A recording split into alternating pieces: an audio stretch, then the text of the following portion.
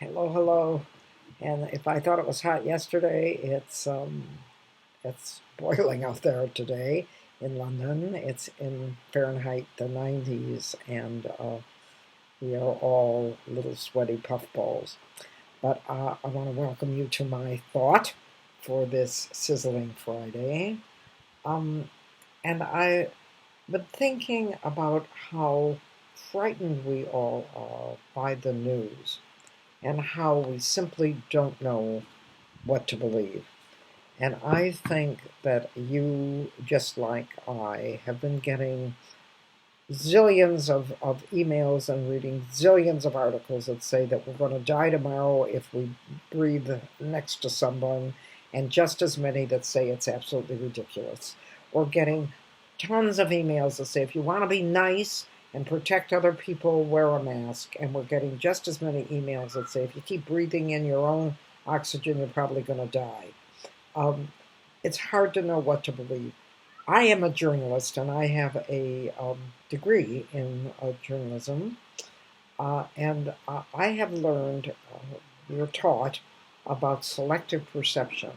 I believe that all the things you read, the people that are writing the things that you're reading, are believe that they are being accurate. I believe that they have done their research and they believe they're being accurate. However, when I was taking journalism way back when the dinosaurs were roaming the earth, my instructor was a man named William Rivers, who incidentally had the first successful kidney transplant operation in the United States, one of the first. And he was talking about selective perception. And he said, you try when you write a news story or you write a feature to be as accurate as you possibly can. But you very often write down what you expect you are going to hear, not necessarily what you really heard. And he did an interview with Richard Nixon. And those of you who are too young don't remember how everybody hated Richard Nixon. He was the one that was responsible for Watergate. He was a liar and a cheat and our president of the United States. And everybody thought he was evil incarnate. And Bill, my teacher, was listening to this man and taping the conversation about to write about his interview with the impeached president of the United States. And he wrote it all down. And then he said, just to be sure, he read what he wrote, and then he listened to the tape. And he had gotten it all wrong. Because he said, I expected him to say many things and have many views, but he really didn't have it all. He was very reasonable. And if I had sent in that article, it was all misquotes. So when you read these articles, many of the things that these journalists are saying, people said, are what they expected the person to say. And it's not that we don't try to be as accurate as we can. Now, this is back in 1963, a long time ago, and then they were taping, and I think they still do, but now they do it on their phones. We didn't have those kinds of phones. They tape an interview. I never taped an interview, and I have written for well over 1,000 periodicals. I write down by hand, which means that it takes me a long time. I've devised a sort of shorthand, but I'm very into what the people are saying. And when I write up my article, very often, because I've taken very sketchy notes, I sort of fill in. And I have never yet had anybody say that I misquoted them. And I want to tell you that I misquoted them all the time because I did not have it written down word for word. But because I was forcing myself to actually participate in what they were saying, I was able to repeat back what they meant. So when you read these articles, and it's very frightening now, it really is terrifying. You're reading about the deaths. It's not being put from the virus. It's not being put in good perspective. And then you're reading that the figures are wrong. I was walking with a man last night who told me all the figures are rigged. Well, I have a feeling they're really not. I have a feeling that it's this selective perception again. So know that in everything, including what we believe, we have choice. I come back to that in almost everything I talk about. We have choice.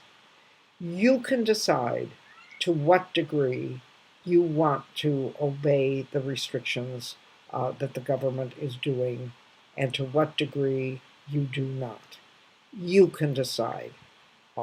You can read more than one account because remember, the account has a lot to do, as I've told you, with who wrote it, not because it's intentionally falsified, but because of the mindset of the person doing the interview. So you can read many different ideas and then come to your own conclusion. Because in the long run and at the end, we have control over our behavior. And we make our judgments the best way we can. One of the things that I find appalling is how angry we get with hindsight. We're all saying, oh, the government did a terrible thing, they were too slow, and then giving all kinds of reasons why they were just disgusting. And I would not want to be either Boris Johnson or Donald Trump, because both those men believe in individual choice. And there are many things that both of them believe in that I think are outrageous, but they do believe in not taking away individual liberty. They do not believe in taking away our freedoms for the greater good. They try to let you decide which freedom you're going to give up. And if you've read, his name is Yuval Harari, I think that's his name, who wrote 21 Lessons for the 21st Century, and do read it if you can.